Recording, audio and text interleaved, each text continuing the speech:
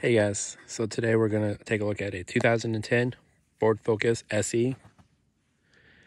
This particular Ford Focus SE has the 2-liter inline-4 DurTech that puts out 143 horsepower and 136 pound-feet of torque. And this is finished in Vista Blue. And it does come with the SE Sport package, which comes with the magnetic wheels and the spoiler, which I'll show you guys in a bit. As we start here, the grille is chrome with like a mesh honeycomb underneath it,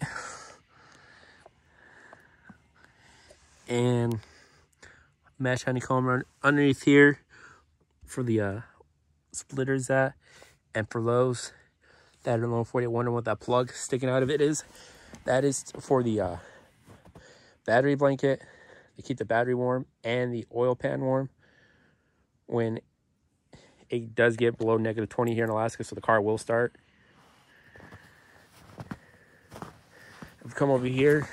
This car does have fog lights with the trim around it is like a flat black, which, I mean, it doesn't look as nice, but it is a little bit more durable than if it was like gloss black. There is a few, paint chips, but it's what you expect from an 11-year-old car. And if we come over here, this car doesn't have the factory wheels on right now. These are just regular Steelies with studded tires on them. This car is front-wheel drive. It's a side view of the car. So move here, there is a nice little body line that starts here, kind of goes at an angle, and it cuts back and goes all the way to the taillight. And I like how they actually integrate the body line within the taillight, and then comes even back to the trunk. As we take here, there is the spoiler I was mentioning earlier. Brake light right in the middle. Your basic Focus badge, Ford emblem, the SE badging, and that body line that continues all the way around the car. There's the rear end. This car does have decent trunk space. And actually, I will show you guys the trunk of the car.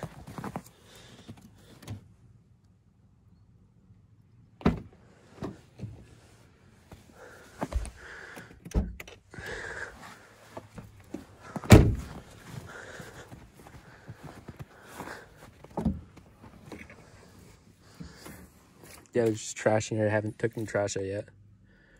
But you see here, it does fit 2 trash bags, a blanket, jumper cables, and a roadside assistant kit in here just fine. Still enough space over. And those the back seats do fold flat for even more storage. So take a look around on the passenger side. The body line again picks back up again and continues to the front of the car. This doesn't have the venting on it like you might see some other Focuses have. As they stopped that in 2009. It was only an 08 to 09 thing. So this is the first year that they, on this generation, that they made it without the little side venting on the side. Basic mirrors, flat black, plastic mirrors. And we'll go over to the driver's side and we'll take a look at the interior. The headlights are halogen.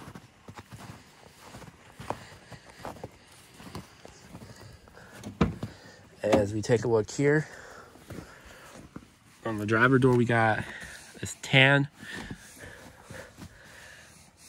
like hard plastic. Then we go to like a darker gray hard plastic, and we get like this soft touch rubber and some cloth there. And it goes back to that gray again with some storage space there and a cup holder. And I do like how the collars are broken up. It's not just one solid color. And as we take a look at the interior of the car, this car does have about 83,000 miles on it. We average about 24 miles to the gallon. And that's with letting it warm up. This car does not have sync, as you see there. Only cruise control buttons on it. And you see there the buttons are, the paint's starting to fade. Steering wheel is definitely fading a little bit. Mostly at the top, as you see there. A few stains here on the seat, but those stains were there when we got the car. Dash is a little scratched up. I mean, that's kind of expecting with a 11-year-old car. Focus grips right there, I really do like. Then I also like how they have the focus right there on the tachometer. Really kind of gives it a sporty feel to it. This car does not have Bluetooth, but it does have aux, so you can plug in your phone for it. A nice 212 volts right there. Charge your phone. This car does have good highway passing power. The locks right there. This is a child lock to lock the windows to keep other passengers from rolling the windows down. As we take a look to the back seat. Again, sorry for the stuff here. My brother's been using the car for wrestling practice. So this stuff is still in here. But again, the same kind of stuff up front, except we have a just a window control there. No storage thing right there. And we come over here. This is the back seat. Decent amount of room. It's kind of cramped for me. I'm 6 foot. And when the seat sits where I'm at, it is a little cramped. But you pull the seat, and as you see there, it does fold all the way back. And to do this seat, the controls right here, as you see there, and you can fit even more stuff in the back of the car. This car has been a decent car for me since November. The only really issue we had with it was the tire pressure monitors and the tires. Well, these tires didn't have them in there, so that's really the only issue. No mechanical issues so far. The only real major cosmetic damage to the car, and this actually happened when I was driving it, is this little hole right there on the bumper. I have no idea what I hit. I hit something going to work in the morning before I got sick. But this car, it's a phenomenal car. I do like it. I mean, it's no RS, Focus RS or Mustang though, but it is still a decent car. And if you're looking for your first car or just a good commuter to get you to and from work, this car is perfect. It does really good in the snow, especially if you get some really good snow tires on it. This car does phenomenal in the snow. Haven't got stuck in it. Also, this car would be good for anyone that doesn't want to pay a lot for gas. Also doesn't really have much money in the bank and need a car to get to and from work.